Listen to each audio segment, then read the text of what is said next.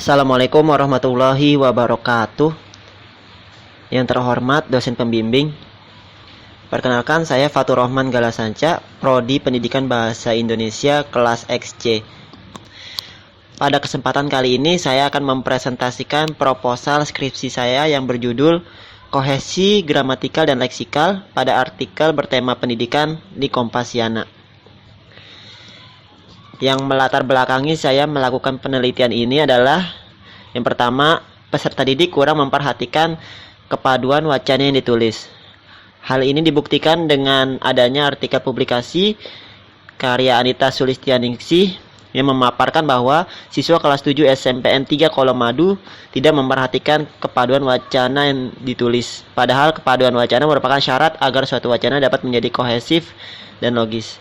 Yang kedua, wacana yang padu ditulis dengan menggunakan penanda kohesi.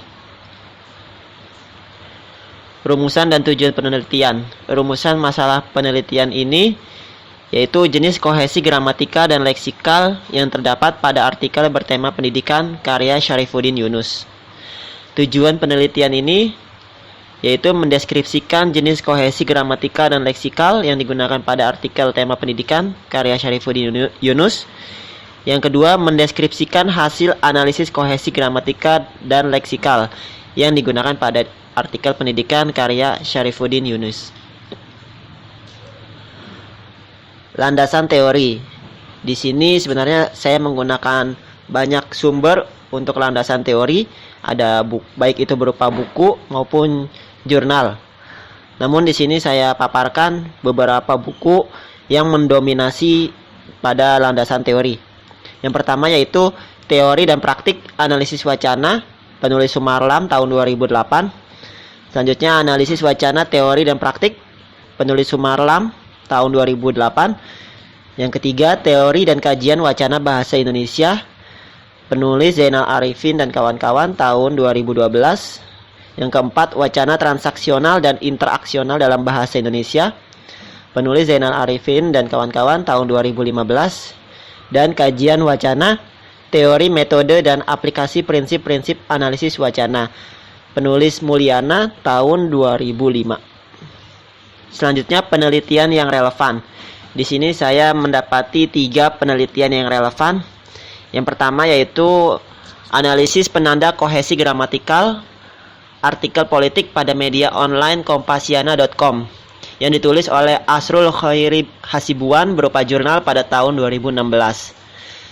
Selanjutnya, kohesi gramatikal dan leksikal dalam novel Kubah karya Ahmad Tohari dan implikasinya terhadap pembelajaran bahasa Indonesia di SMA yang ditulis oleh Rita May Hardias berupa skripsi pada tahun 2020.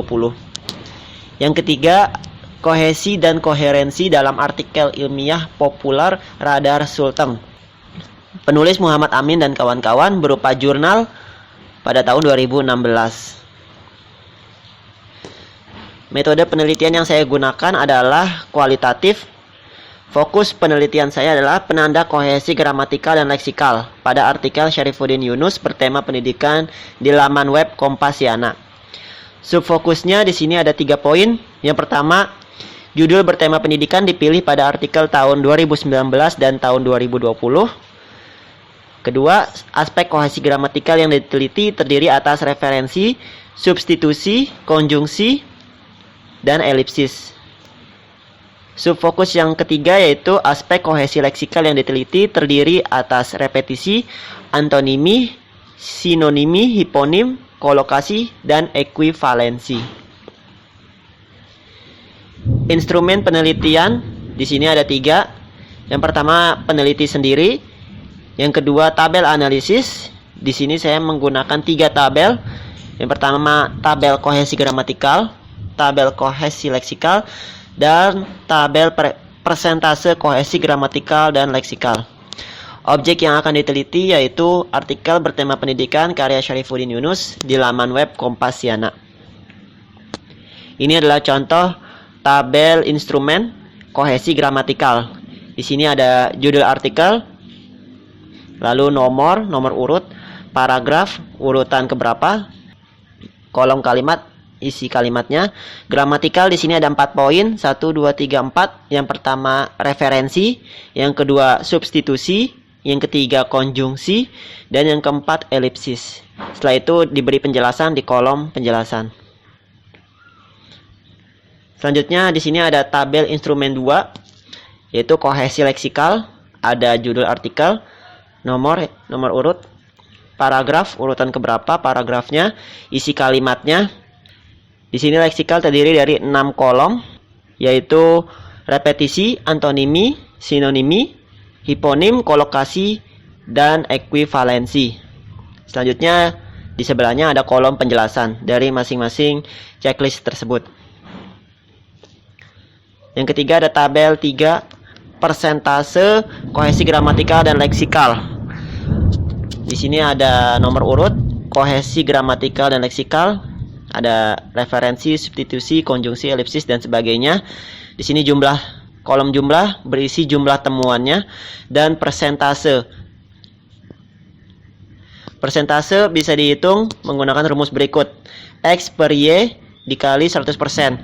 X merupakan jumlah temuan aspek kohesinya, lalu Y jumlah keseluruhan temuan aspek kohesi. Jadi jumlah temuan aspek kohesi dibagi jumlah keseluruhan temuan aspek dikali 100%. Demikian presentasi saya mengenai proposal skripsi yang saya ajukan. Saya mohon bimbingan dan arahannya dari Bapak atau Ibu dosen pembimbing. Terima kasih. Saya akhiri. Wassalamualaikum warahmatullahi wabarakatuh.